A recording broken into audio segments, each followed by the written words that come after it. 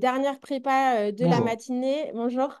Ça va être la présentation de la prépa au premier concours de l'ENM. Donc voilà. J'attire l'attention des étudiants sur le fait que cette séance Zoom fait l'objet d'un enregistrement. Si vous ne souhaitez pas que vos coordonnées, votre nom apparaissent, parce que vous êtes identifié sur Zoom, pardon, je vous invite à vous déconnecter et à vous reconnecter en utilisant un pseudonyme. Voilà, donc cette conférence est enregistrée. Donc, je vais dans quelques instants laisser la parole à Thomas Accard, qui est enseignant-chercheur et qui est directeur des études de cette prépa au premier concours de l'ENM, en précisant que au niveau des personnels administratifs de gestion de scolarité, normalement la gestionnaire de scolarité de cette prépa, c'est Madame Picot, mais elle est actuellement en congé maternité et sera absente un peu plus longtemps également parce qu'elle va prendre un congé parental. Donc pour l'instant, c'est Madame Thiriot qui assure déjà la gestion de la scolarité avocat qui s'occupe de cette prépa. Voilà, donc si vous avez des questions d'ordre administratif, on pourra solliciter Madame Thiriot. Thomas, si tu es prêt, je te laisse la parole pour commencer la présentation du premier concours et du contenu de la prépa. Merci beaucoup, Charlotte. Bonjour à tous. Est-ce que vous m'entendez bien? Oui, c'est bon, super. Oui, oui, oui. Euh, euh, donc, je vais essayer d'être relativement bref parce que je crois savoir que vous sortez d'une série de présentations assez riche. Donc, je vais essayer d'être le plus concis possible. D'abord, tout comme pour la prépa avocat, je le dis tout de suite pour éviter de l'oublier, mais vous avez énormément d'informations que vous pourrez trouver sur le site de l'IEJ pour la prépa ENM. Donc, si vous avez des questions, vérifiez d'abord que les réponses ne se trouvent pas sur le site de l'IEJ. De même, s'agissant de l'ensemble des prépas ENM, enfin des concours de l'ENM, qu'il s'agisse du premier concours ou des autres concours, vous trouverez énormément d'informations sur le site de l'ENM, à la fois sur le métier de magistrat, mais aussi sur les concours. Vous avez des notices qui sont faites par l'ENM par concours, qui détaillent l'ensemble des épreuves des concours, qui détaillent les programmes de révision, qui détaillent les calendriers. Vous avez accessible également en ligne les annales des concours des années passées, ainsi que les rapports du jury avec les attendus du jury, des réflexions sur les corrections, sur sur les différentes épreuves, hein, que ce soit les épreuves écrites d'admissibilité ou les épreuves orales d'admission. Donc, je vous invite vivement à aller consulter si vous vous intéressez à la magistrature et au concours de l'ENM, parce que vous y trouverez beaucoup d'informations. Donc, si vous avez l'ambition de passer ces concours, c'est un passage obligé. Et si vous êtes curieux, hein, si c'est une option pour vous, je vous invite quand même à y faire un tour parce que ça vous donnera une idée justement du concours et du métier. Et vous aurez ainsi des informations utiles pour vous positionner, savoir si c'est une voie qui vous tente ou pas. Donc, dans cette brève présentation, je vais d'abord dire un mot du concours lui-même, du premier concours, présenter rapidement les épreuves et les modalités. Et ensuite, je détaillerai pas trop, mais un peu quand même, le déroulement de la prépa au sein de l'IEJ pour vous expliquer comment on fonctionne et comment est-ce qu'on on se propose de vous préparer au mieux pour ce concours. Je terminerai par quelques remarques sur l'opportunité hein, que représente en ce moment la magistrature, parce que vous le savez peut-être, mais il y a une politique de recrutement massive sur 3 ans au sein de la magistrature qui est mise en place. Et donc, c'est une bonne nouvelle pour les préparants et les candidats au concours. Et, euh, et c'est tant mieux pour les étudiants qui se destinent à cette vocation. Donc pour le concours lui-même, le premier concours, celui auquel on prépare, c'est un concours qui est ouvert aux étudiants qui disposent d'un bac plus 4. Donc c'est un- un concours que vous pouvez préparer au sortir du M1. parmi les étudiants de la prépa. Cependant, je dois noter qu'on a beaucoup d'étudiants qui sortent en vérité du M2, hein, qui font d'abord un, un master complet avant de se destiner à la préparation UNM. C'est pas une obligation. Sachez que voilà, le concours est accessible dès l'obtention d'un M1. Ce concours, il se déroule en deux étapes, une étape d'admissibilité et une étape d'admission. Alors, les épreuves qui conduisent à l'admissibilité, ce sont des épreuves écrites. Il y en a cinq. Une dissertation de culture générale qui s'intitule Composition en connaissance et compréhension du monde contemporain. En vérité, c'est une épreuve de composition de culture générale assez classique dans les concours administratifs d'une durée de 5 heures et d'un coefficient 4. Il y a euh, également une composition de droit civil et procédure civile ou de droit pénal et procédure pénale, d'une durée de 5 heures et d'un coefficient. Un cas pratique de droit civil et procédure civile ou droit pénal et procédure pénale, d'une durée de 3 heures pour un coefficient 4. En vérité, il y a une alternance entre euh, droit civil et droit pénal. S'agissant de la composition et du cas pratique, une année, vous aurez droit civil et droit et procédure civile en composition, et une année, vous aurez droit pénal et procédure pénale en composition. D'une année sur l'autre, ça change, et la matière qui ne tombe pas en composition tombe nécessairement en cas pratique, donc vous pouvez vous préparer à, à cette hypothèse en consultant simplement le programme des épreuves de l'année précédente. La quatrième épreuve, c'est une épreuve de notes de synthèse d'une durée de 5 heures pour un coefficient 3. Et il y a enfin une épreuve obligatoire de droit public d'une durée de 3 heures pour un coefficient 2. Donc, comme vous le constatez, ces épreuves d'admissibilité, elles sont très générales puisqu'elles couvrent un spectre assez large de connaissances juridiques, hein, avec le droit public, la note de synthèse, la culture générale. Il s'agit bien sûr d'être spécialisé, enfin d'avoir une connaissance très aguerrie en droit privé, civil ou pénal, mais également au-delà, il faut rassembler un ensemble de connaissances euh, qui couvre un spectre très large. Pour les épreuves d'admission, il y a un peu plus de marge de manœuvre il y a une épreuve d'anglais de coefficient 2. Donc, ce sont des épreuves orales pour l'ensemble des épreuves d'admission. Une épreuve d'anglais de coef 2 et ensuite des options. Une première épreuve à option entre droit de l'UE, droit international privé et droit administratif pour un coefficient 4 et une deuxième option entre droit social et droit des affaires pour un coefficient de 4. Il y a finalement, et c'est très souvent déterminant, un exercice de mise en situation collectif où vous serez donc avec d'autres candidats confrontés à un exercice de mise en situation.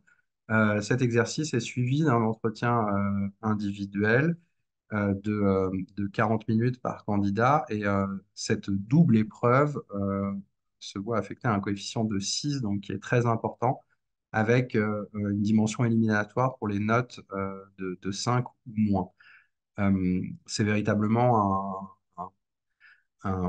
la pierre angulaire hein, de ces épreuves orales que la mise en situation et l'entretien.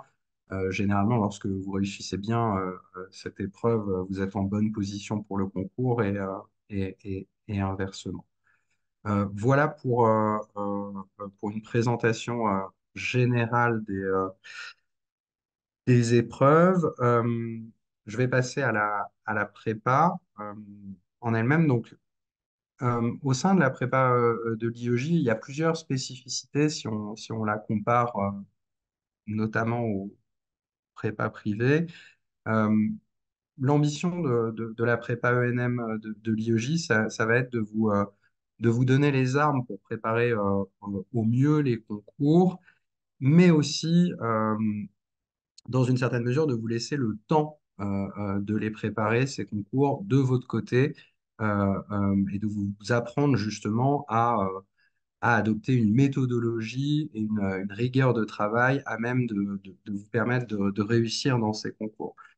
Pour cette raison, la prépa, elle est annuelle, à la différence de beaucoup de prépas. Elle commence en septembre et elle se poursuit donc jusqu'au mois de mai, hein, quasiment jusqu'aux épreuves d'admissibilité.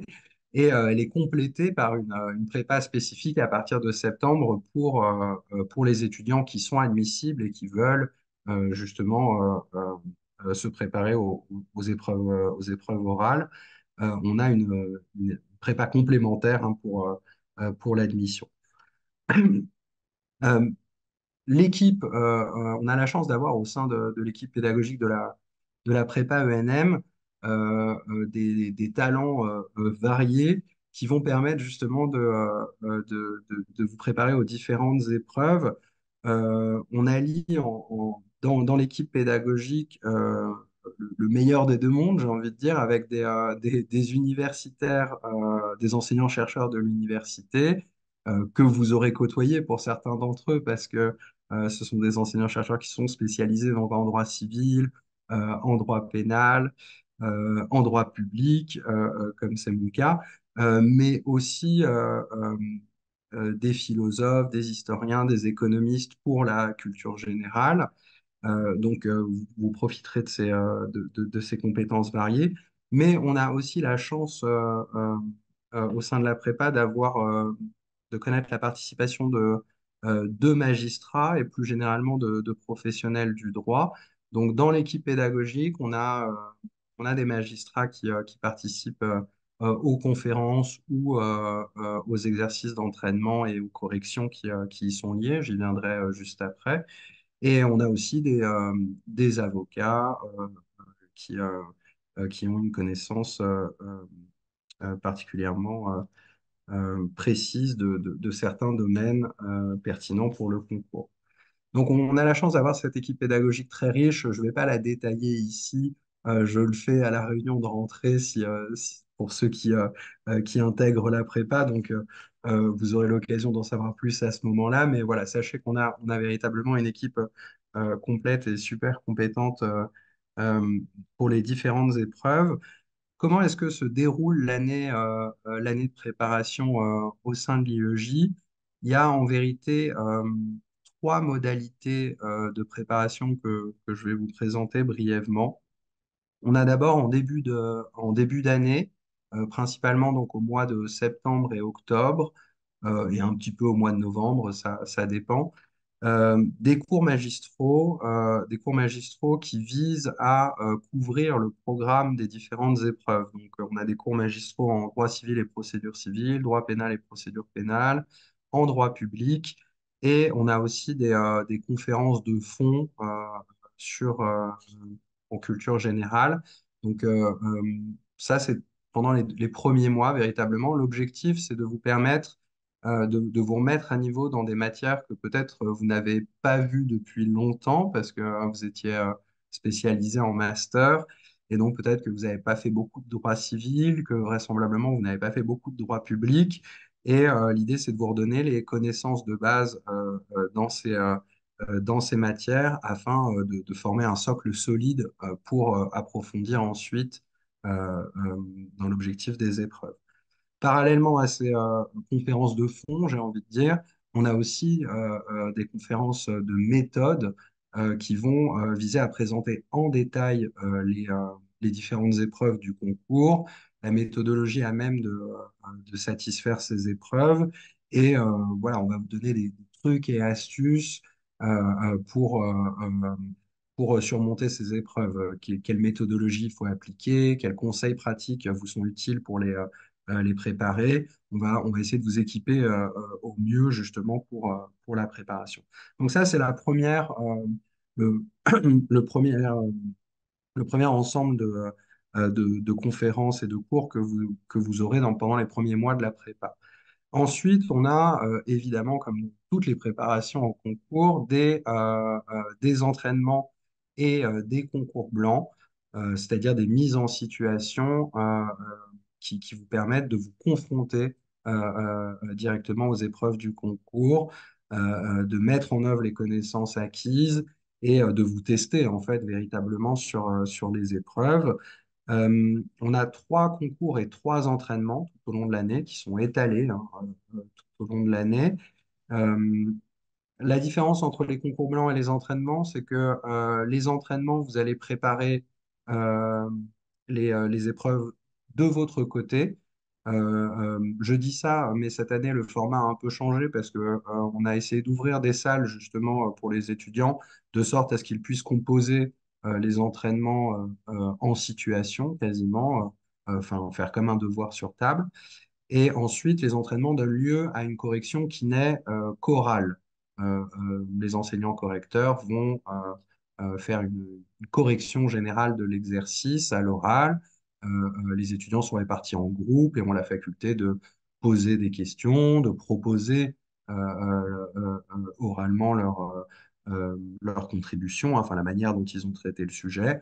Et c'est ainsi que se déroulent les ED de correction. Il y a un échange hein, entre l'enseignant correcteur et les étudiants qui sont généralement peu nombreux dans ces groupes, hein. On a des groupes de 15, 20 étudiants grand maximum. Donc vous avez vraiment la faculté de partager vos difficultés et vos interrogations quant au sujet et quant à l'exercice. Il y a ensuite donc les concours blancs qui, eux, sont plus formels puisque le concours blanc, vous allez composer véritablement sur table, mais dans les conditions de l'épreuve, c'est-à-dire que on vous donne le sujet au début de matinée, par exemple, et ensuite vous avez pour composer le temps que vous aurez le jour du concours, donc 5 heures pour la composition, par exemple, et ainsi de suite. Ensuite, les copies sont relevées et corrigées par l'équipe pédagogique. Euh, et là, donc, vous avez véritablement une évaluation de votre travail détaillé avec votre note pour cette épreuve, mais aussi une moyenne hein, pour le concours blanc, qui vous donne du coup une idée véritablement de votre positionnement par rapport au concours et de la marge de progression hein, qui se dessine et des efforts que vous devrez faire éventuellement euh, euh, si, euh, si votre moyenne est insatisfaisante. Donc, concours blanc entraînement forme la deuxième partie hein, de la formation à la prépa. Et il y a une troisième partie qui se tient plutôt à partir des mois de février et s'étale en avril, jusqu'à la fin avril. C'est la partie des conférences. Donc les conférences, c'est des, euh, des, des interventions faites par des spécialistes, hein, vraiment des experts de certaines questions qui vont vous permettre justement d'approfondir des thématiques que vous aurez probablement déjà côtoyées soit en cours magistral, soit par votre travail personnel, parce qu'elles ont un lien avec le programme et aussi parce qu'on suspecte que ces thématiques présentent un intérêt pour le concours, parce qu'elles sont d'actualité dans les différentes branches du droit, parce qu'elles présentent donc un intérêt particulier qui nous fait dire que potentiellement, elles risquent de tomber directement ou indirectement en sujet de concours et que du coup, vous gagnez à approfondir vos connaissances sur ces thématiques-là. Les conférences, c'est véritablement un plus de la prépa de biologie, c'est quelque chose que vous ne retrouverez pas dans les prépas privées. Et c'est à mon avis une grosse valeur ajoutée de la prépa parce que c'est aussi ce qui va vous permettre de vous démarquer par rapport aux autres candidats. Vous allez disposer de connaissances et d'un approfondissement spécifique que d'autres n'auront pas et que vous pourrez faire valoir dans vos contributions écrites comme orales. Donc, j'y suis très attaché et je pense que c'est vraiment une chance qu'on a à l'IEJ que de pouvoir les mettre en œuvre. Voilà. Donc très sommairement, une présentation du déroulement de la prépa. En plus, voilà, on va dire le bonus, c'est également que on entretient de très bonnes relations avec la magistrature bordelaise et les étudiants de la prépa à IEJ ont l'opportunité de faire des stages d'immersion euh, au sein des cours bordelaises, notamment de la cour d'appel de Bordeaux. Alors bien sûr, c'est quelque chose que vous pouvez entreprendre individuellement. Vous pouvez faire des demandes de stage à titre individuel, mais on a un partenariat nous, qui est institué avec la cour d'appel et on a chaque année une dizaine d'étudiants de la prépa qui vont faire des stages d'immersion à la cour d'appel. Ça leur permet de suivre pendant quelques jours un magistrat dans son activité, donc d'avoir un aperçu direct du métier, d'échanger avec lui, de lui poser des questions et d'avoir véritablement une emprise directe hein, avec le métier, avec ses enjeux et ses contraintes. Et ça, c'est une expérience unique, j'ai envie de dire, pour les étudiants en préparation. Mais c'est aussi indirectement quelque chose d'utile, me semble-t-il, pour la suite, notamment pour les oraux, parce que le fait d'avoir cette expérience-là, c'est quelque chose que vous pourrez faire valoir à l'occasion de l'entretien. On en reparlera bien sûr avec ceux qui choisiront la prépa, mais c'est une valeur ajoutée. Par ailleurs, on a aussi dans la série des conférences de mars-avril des intervenants magistrats qui viennent, des magistrats ou des auditeurs de justice qui viennent euh, pour parler du métier ou pour parler du concours, hein. On avait récemment un auditeur de justice qui a obtenu le concours l'année dernière, qui est venu faire une longue conférence de 3 heures aux étudiants pour justement partager un peu son historique hein, du concours, comment est-ce que lui l'a préparé, quel était son vécu, ses difficultés, comment il les a surmontées. Et les étudiants étaient très contents de cette rencontre et d'avoir justement un peu l'autre côté du miroir et d'avoir un témoignage d'expérience directe d'un auditeur récemment recruté. Donc voilà, je suis à peu près sûr de ne pas avoir fait le tour, mais je pense avoir donné les grandes lignes de ce qu'était la prépa ENM. Et l'idée surtout, c'est de ménager un temps pour l'échange et la discussion. Donc euh, voilà, si vous avez des questions, quelles qu'elles soient, je m'efforcerai d'y répondre. Merci beaucoup Thomas. Oui, on pourra répondre ensemble et aussi avec l'aide d'Angéline et éventuellement de Karine en fonction des questions qui sont Probablement. posées sur des questions d'ordre administratif.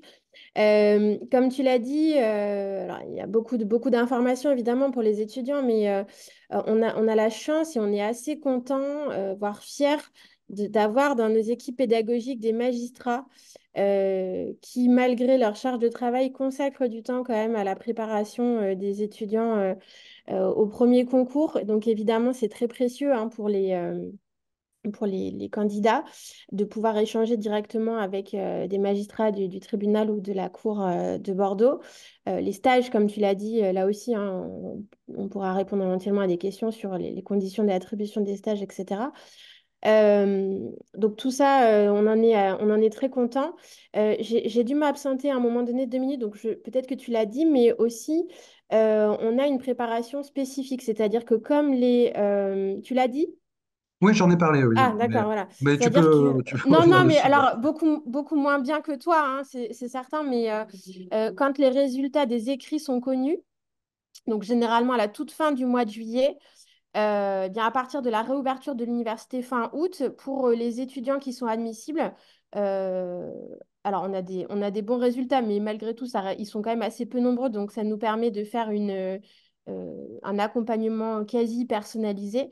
On a vraiment des entraînements individuels ou un tout petit groupe, ce qui fait que sur les épreuves orales, qui sont quand même assez impressionnantes, notamment sur la mise en situation collective, je pense qu'ils bénéficient d'un très bon accompagnement et ça leur permet vraiment de se présenter convenablement lorsque ils vont passer les épreuves orales. Donc voilà, c'était juste ce sur quoi je voulais insister pour vous dire les atouts de cette prépa qui est quand même, en mettant de côté les universités parisiennes, sur les universités de province, hein, sur les IEJ de province, Bordeaux est très très bien positionné dans les résultats au premier concours de l'ENM et on espère vraiment que ça pourra continuer. Donc maintenant, on va prendre... Oui, vas-y Thomas. Oui, juste justement compléter un peu sur la dimension opportunité parce que j'ai oublié de parler de ça, mais voilà, si vous avez le désir à un moment ou à un autre de devenir magistrat, sachez que véritablement c'est le moment, hein, que en ce moment il y a une politique de recrutement massif dans la magistrature et que ça se traduit hein, par un numerus clausus qui a été largement bonifié pour l'ensemble des concours d'accès à l'ENM, mais notamment pour le premier concours. L'année dernière, c'est 287 reçus à l'ENM sur la base du premier concours, donc c'est assez énorme pour un chiffre d'inscrits qui demeure relativement stable, un peu dans les 2000 et quelques inscrits au concours, sachant que bien évidemment, une partie de ces inscrits ne se présentent pas aux épreuves d'admission. Donc, traditionnellement, on disait que le concours de l'ANM, qui est un concours très difficile, hein, il ne faut pas se le cacher, c'était une personne sur neuf qui était reçue. Cette proportion, elle tend à s'améliorer en faveur des candidats aujourd'hui. Donc voilà, c'est maintenant ou jamais véritablement de passer le concours. Et tu rappelais qu'on avait des bons résultats à la prépa, je crois pouvoir confirmer ça, parce qu'à la prépa, on avait une centaine d'inscrits l'année dernière, 105 ou 106, je crois, et on a eu 19 admis à l'ENM et 28 admissibles, Ouais. sachant que nous aussi, on a beaucoup d'étudiants qui s'inscrivent, mais qui ne suivent pas en vérité, enfin, qui ne suivent pas la prépa. Je dis beaucoup, non, mais une partie en tout cas, des étudiants qui s'inscrivent, mais finalement renoncent à suivre concrètement la prépa. Donc, ça donne une proportion qui est assez valorisante pour la prépa et pour les étudiants qui ont préparé le concours au sein de l'IEJ. Donc, voilà, pour nous jeter quelques fleurs avant avant de laisser place aux questions. Oui, c'est vrai que, on a chaque année entre 20 et 30 admis, ce qui est quand même très satisfaisant pour un concours de cette difficulté-là. C'est l'occasion maintenant pour vous, les étudiants, de nous poser des questions, hein. Vous pouvez écrire vos messages dans le chat et puis on va essayer d'y répondre autant que possible, en sachant effectivement, comme ça a été dit, que, il y a aussi des informations sur la page web de la prépa. Donc on attend vos questions, à moins que tout le monde soit mort de faim et souhaite écourter.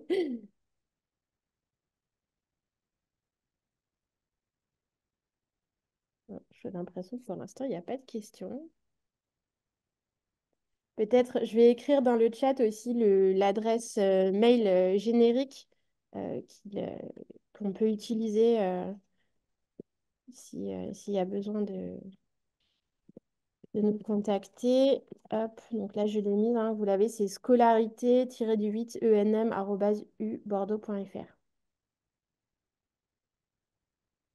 Ah, alors bonjour Audrey. Si tu veux, Thomas, je prends la question puisque ça concerne le troisième concours. Oui, Alors là, la présentation d'aujourd'hui, elle était relative aux étudiants inscrits en formation initiale, donc c'est-à-dire ceux qui sortent vraiment de Master 2.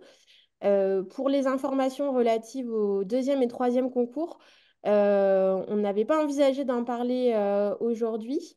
C'est Camille Denombelle qui s'en charge. Je vous conseille à ce moment-là de prendre contact directement avec elle.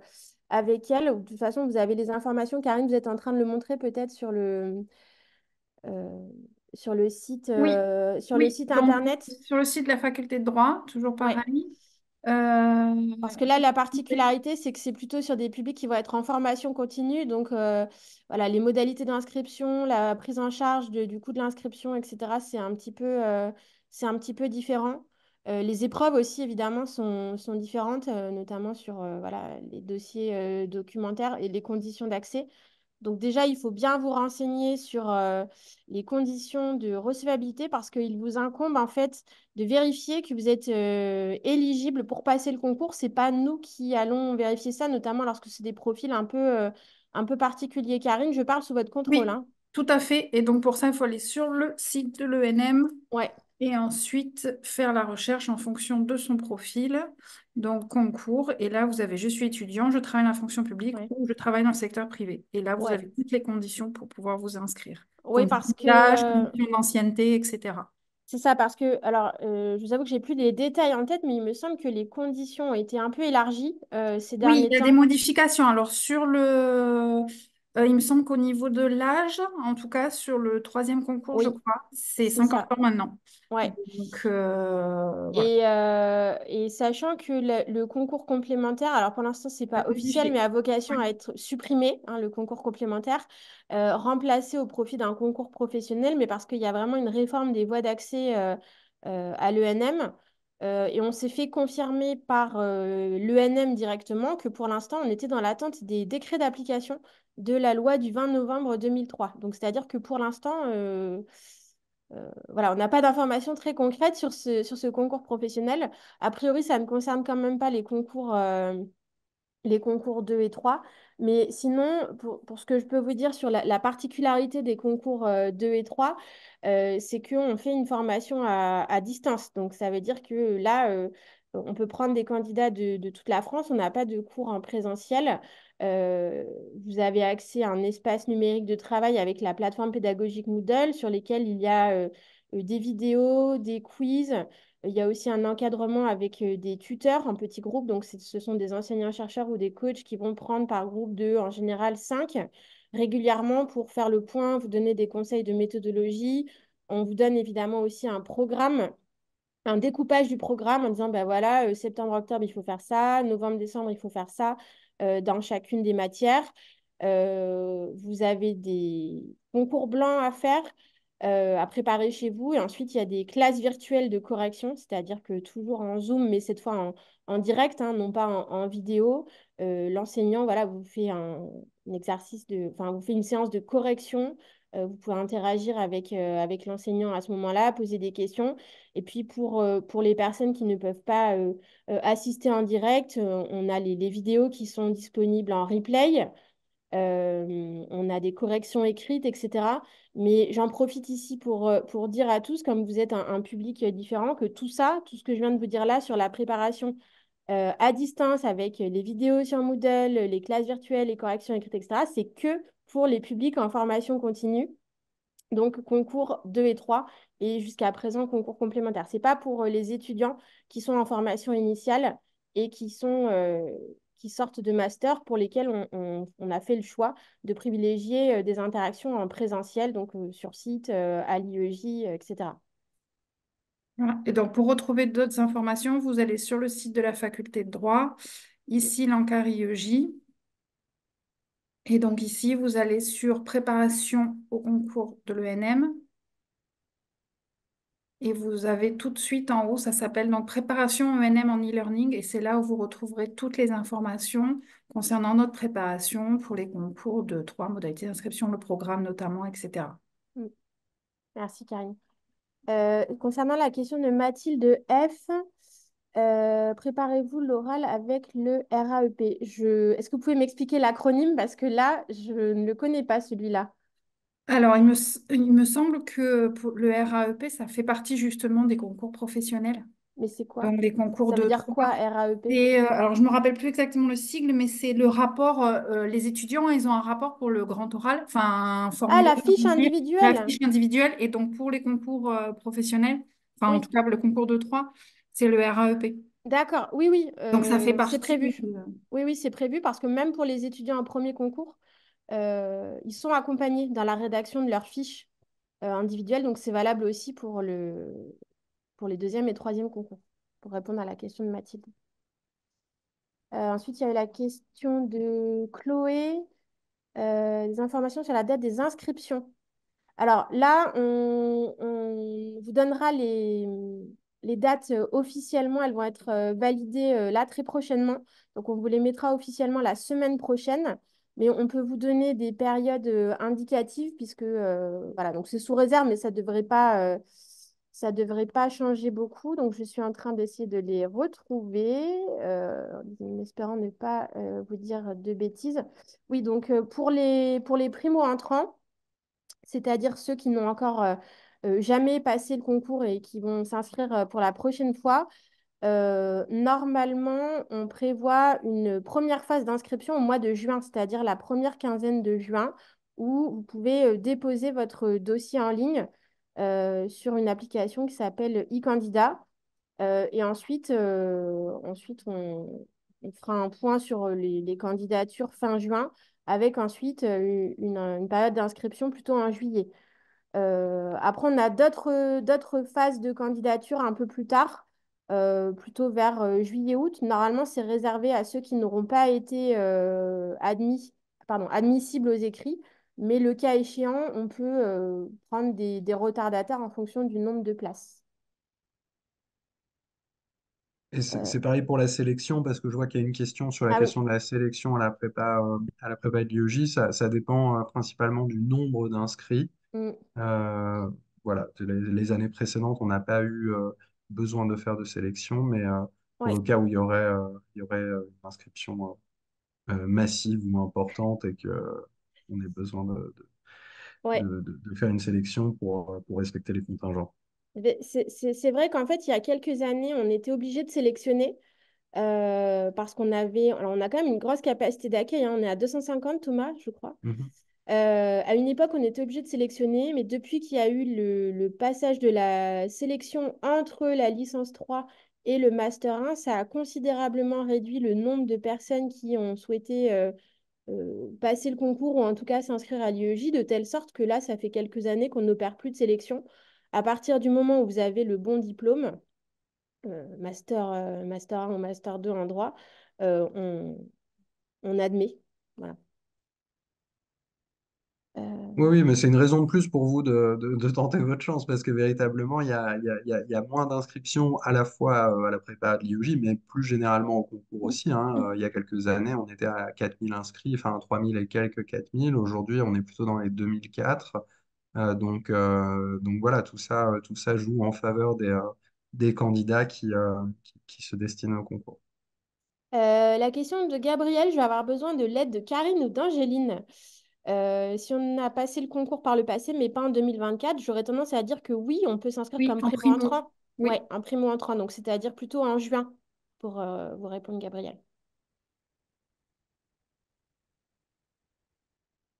Je crois que pour l'instant, on a répondu à toutes les questions qui, qui nous étaient posées. Effectivement, hein, Thomas Accard l'a dit en début de séance, mais sur le concours en lui-même et sur les exigences du jury, le site internet de l'ENM, c'est une vraie mine d'or. Il y a beaucoup d'efforts de communication. Il y a les rapports du jury, il y a des témoignages aussi d'anciens étudiants qui ont réussi. L'ENM communique également énormément sur les réseaux sociaux.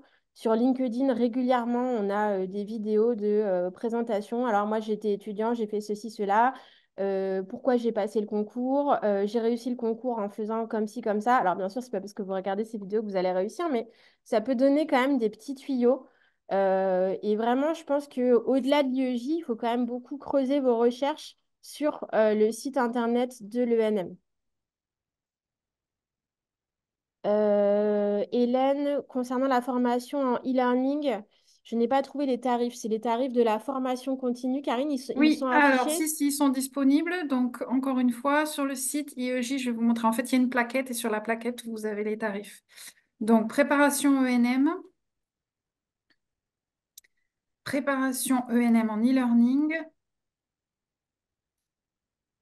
Et ici, sur la droite, vous avez la plaquette de présentation.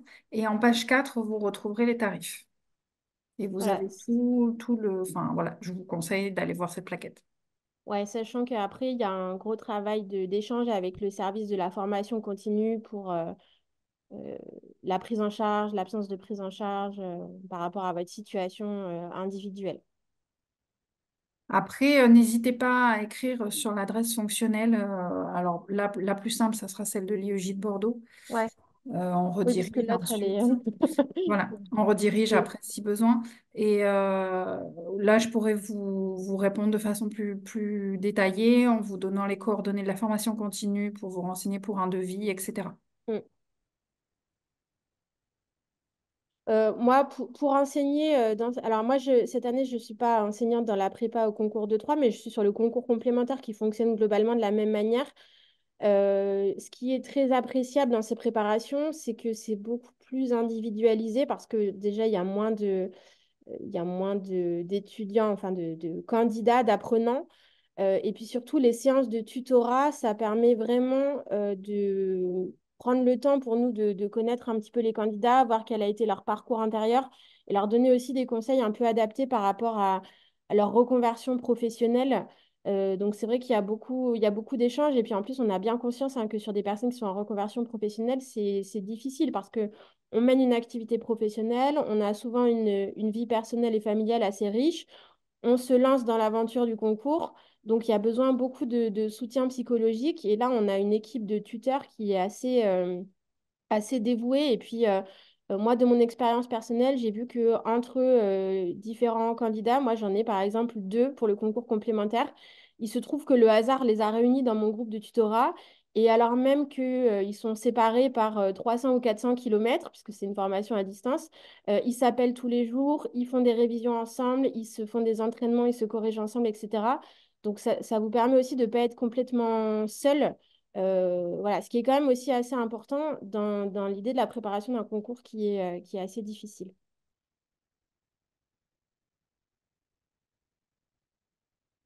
Est-ce que vous avez d'autres questions, que ce soit pour le premier concours ou pour les autres?